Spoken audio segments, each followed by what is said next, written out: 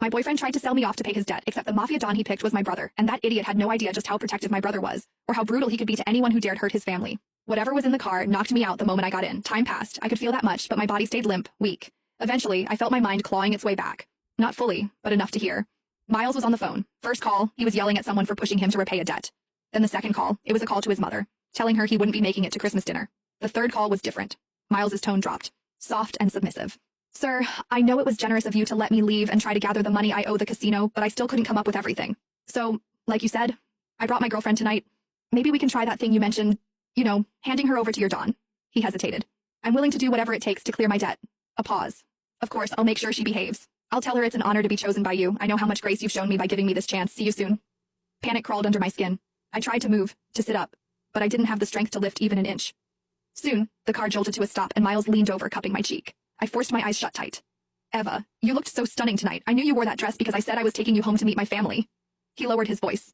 You know my tuition debt's a mess. I thought maybe I could hit a lucky streak at the casino. I never meant to lose everything. But now I owe money to a thug who threatened to kill me and my family. But luckily, he said you're just his boss's type. I owe him 20 grand, Eva. I can't let him go after me and my mom. His voice dropped, almost guilty. Don't blame me, Eva. Blame yourself for being too damn pretty. Just one night. Mr. Snake said it's only for one night. Then I'll come get you. I swear. I'll take care of you for the rest of your life. I'll take you to meet my mom. I'll marry you. Please, Eva. Don't hate me. He sighed, like the weight of it was crushing him. And most importantly, when we get to that casino, don't fight back, please. Things will only get worse if you do. I managed to twitch my fingers. They brushed against the hem of the dress I was wearing tonight. Miles was right. I'd put it on just because he finally invited me to spend Christmas with his family. I remembered how I smiled, how hopeful I was, how foolish to think we were actually moving forward. Turns out he was just selling me off. 20,000, that's all I was worth. Miles could have asked me for help and I would have given it, but instead his pride decided betrayal was easier. My thoughts spun, scrambling for a plan. I remembered the bracelet on my wrist, the one with a hidden alarm. One press, and it would send an SOS to my brother, along with my location. The problem? I was still too weak to move. So I decided to wait for now, gathering what little strength I had left. Whoever this boss Miles was trying to hand me off to, if I had the chance to mention my brother, they wouldn't dare touch me. And if that didn't work, I still had the bracelet. A few minutes later, the door opened beside me. Rough hands pulled me out of the car.